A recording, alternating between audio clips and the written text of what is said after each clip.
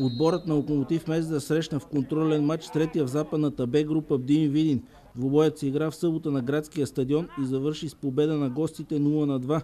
И двете попадения паднаха през втората част.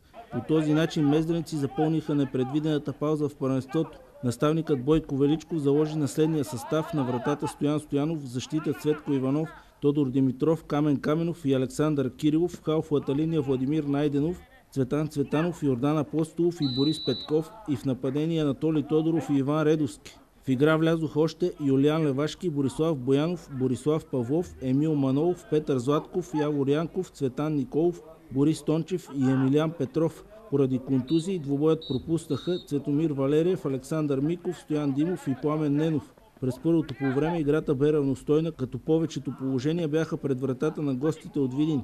Още в третата минута Емил Манолов изведе след подаване с глава Анатолий Тодоров сам в наказателното поле, но той опита да лъже вратаря Кючуков и топката му бе отнета.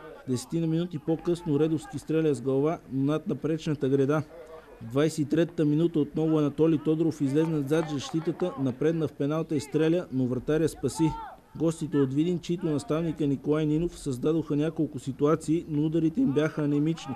В 43-та минута Костадин Гаджалов отбеляза попадение с глава, но то бе отменено поради нарушение. През второто полувреме двамата треньори направиха редица смени. Виденчани се активизираха и в 62-та минута стигнаха първи до гол. Николай Цветков проби отляво и центрира в пеналта към непокрития Светослав Тодоров, който се разписа с глава.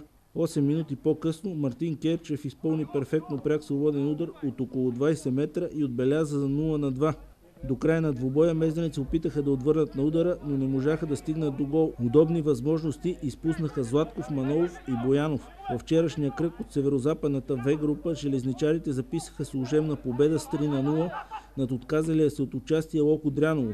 Прекият конкурент Спартак Плевен също прибави 3 точки след успех с 7-0 в Червен бряг.